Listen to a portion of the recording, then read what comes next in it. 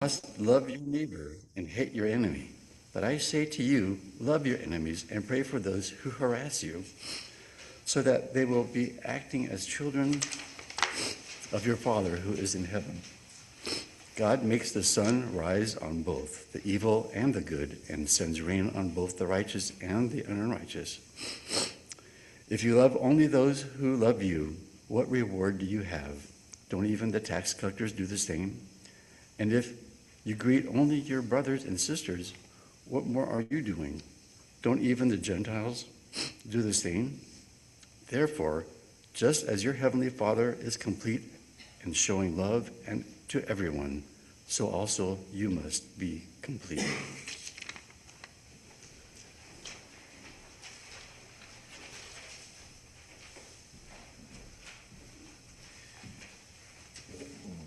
Thanks, Jimmy, for the reading and for the beautiful clip that you shared. Kind of ties in. It does tie in. I don't know if you intended it to tie into the local pastors fund, but that's kind of a way that we can collectively do in behalf of the whole congregation when pastors get asked to help with certain needs. So it's the same thing. It pays it forward, creates that ripple.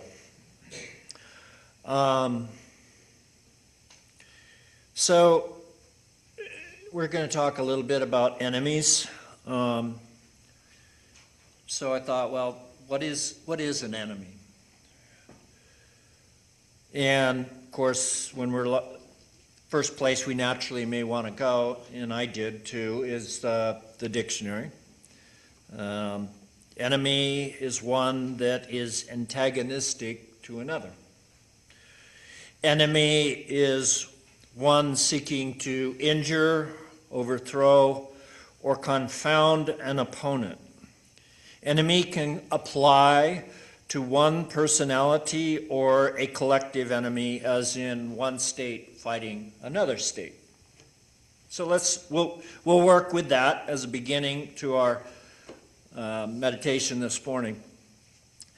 Now, Jesus says, "You have heard it said, love your neighbor and hate your enemy."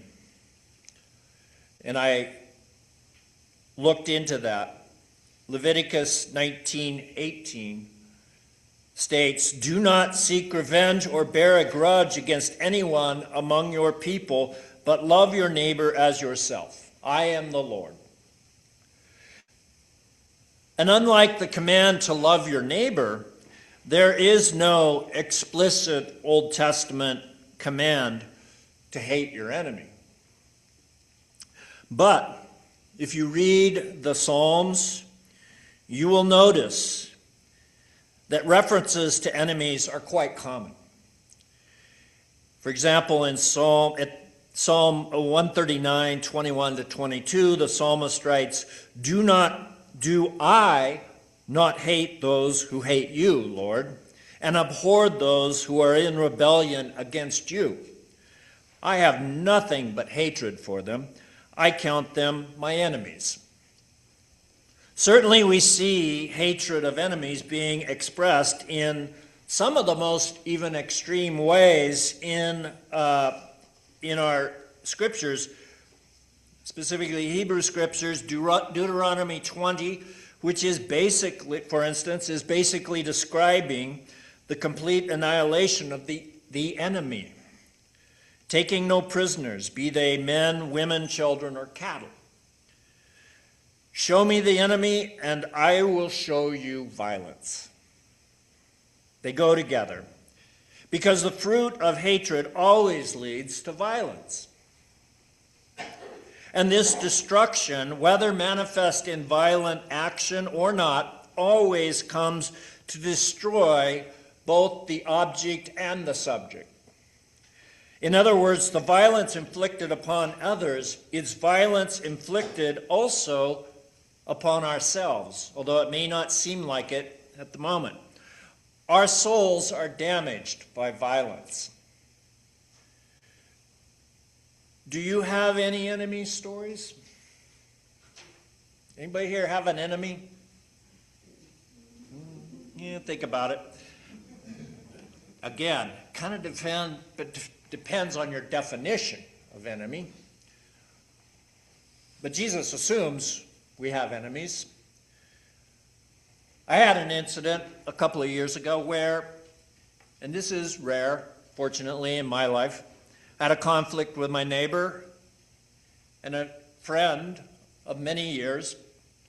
Our conflict felt to me like it came completely out of the blue, where I felt broadsided, betrayed. Words were exchanged at one point for which I immediately felt contaminated and compromised. The evil that I felt was coming at me. I returned, and then I did, and when I did that, with my words, I felt that icky spirit stick to me. Icky. Look it up in the dictionary. I was ashamed, and I felt my own self-inflicted oppression. Because we had parted so violently, verbally speaking, and because I knew I wasn't welcome on her property, within 15 minutes I sent a text apologizing, saying, "I am sorry for the way I spoke. That was wrong of me. I've got 2 beverages in the fridge. I hope we can talk." Sadly, she responded with silence, and we haven't spoken now for almost 2 years. And I hate that. I don't like that. Does this mean that my once neighbor and friend is now my enemy? Regardless of how she views me or thinks of me, whether she is my, quote, enemy or not, is up to me. Whether we hold someone in our hearts and minds as an enemy is up to us.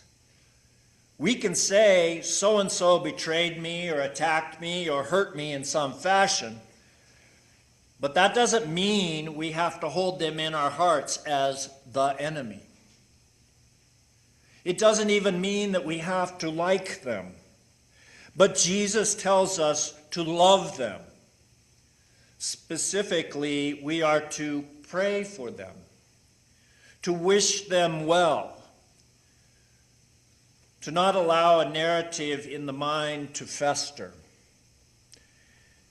And haven't you noticed that's always how it goes? There's a story that gets started. It may be a positive story, maybe a negative story, but when that negative narrative takes hold, immediately enemies appear.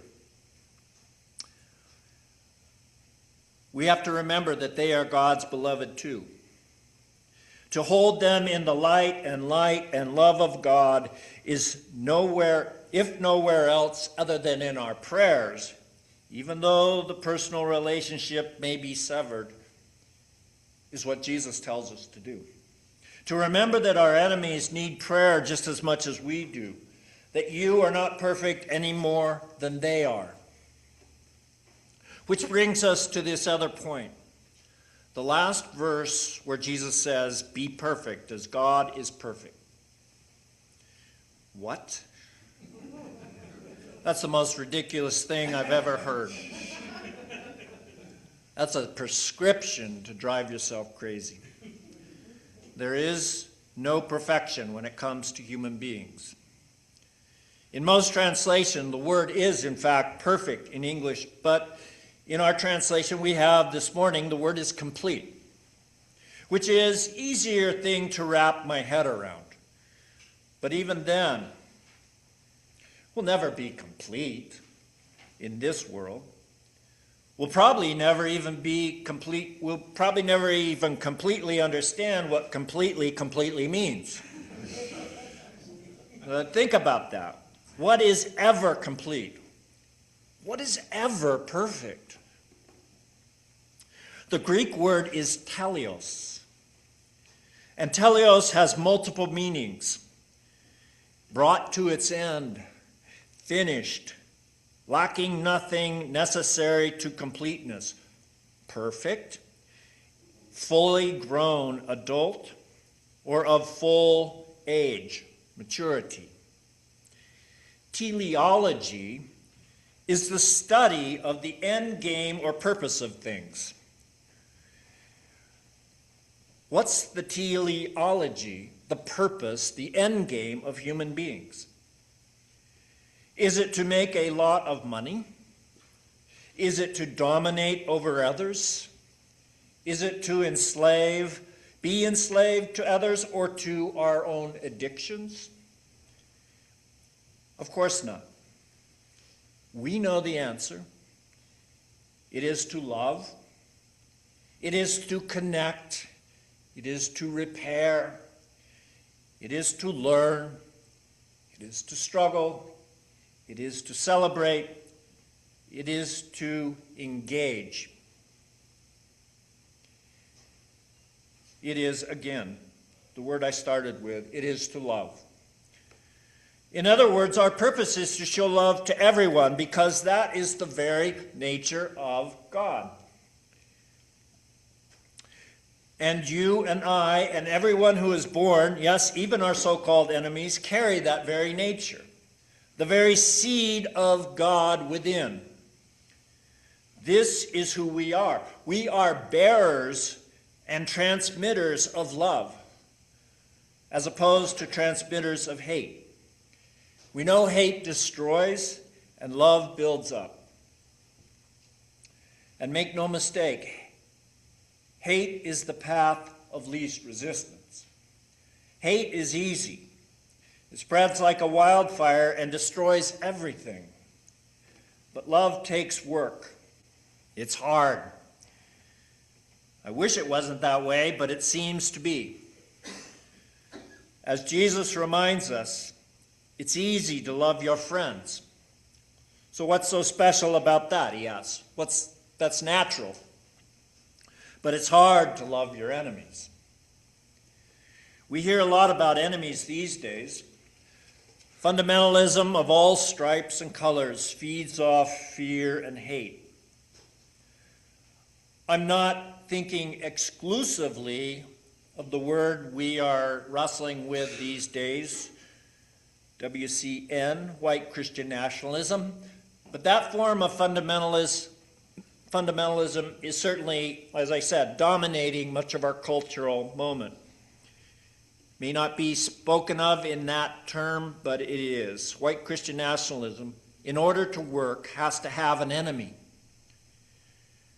You read and hear much of the preaching, much of the political rhetoric, much of the writings coming from white Christian nationalism, and you will hear about the enemy, either explicitly or the enemies, either explicitly or implicitly tied to anyone not of that persuasion. The enemies may be feminists or liberals or progressive Christians or immigrants or gays or people of color. There are no end to the enemies. These people are not complete. They're not fully human. They are opponents who are existentially a threat to you and your children. They are unwittingly in league with the devil. There is spiritual warfare, they will say. I wish I were exaggerating, but at least as far as those with power and voice are concerned, I am not. The fires of hate are being lit like you and I have never experienced before.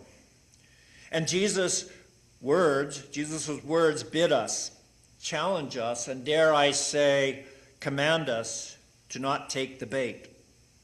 Do not take the easy path of hate. Take the narrow way of love. It's the only thing that matters. And make no mistakes, it will come with a cost. There will be sacrifice. It could even cost you your life, but it can preserve your soul. As I made the point regarding the estranged relationship with my neighbor, loving someone who has wronged me, or if I'm going to be more charitable, has misunderstood me, is really hard. I know that doesn't come as news to anyone here. We all have, I suspect, stories of hard relationships like that. In most instances, learning to love and to forgive is a process that takes time and work. To forgive/love ourselves takes work. To forgive/love our friends takes work. To forgive/love our enemies is hard. Maybe even to forgive/love God is difficult. We will spend our lives struggling to know more fully what such love of enemy is about. Some of our wisdom teachers have reminded us of at least two great truths in this regard. One, our greatest teachers may in fact be our enemies. That's really hard for our heads to wrap around, but I'm afraid there is some truth to that. We might say that to consider our enemies in that frame of mind is graduate level spirituality. And then number two, we are all somehow bound up together in this messy world. And until we realize that reality and live out of that reality, the evil spell of hate and enemy making cannot be broken. Love brings together. Hate separates. Love heals. Fear lashes out. I want to end this reflection with a quote from the Christian philosopher, writer, G.K. Chesterton. He said, "The Bible tells us to love our neighbors and also love our enemies, probably because generally they are the same person." So true. May God help us to be humble, loving, strong, and brave in these divisive times.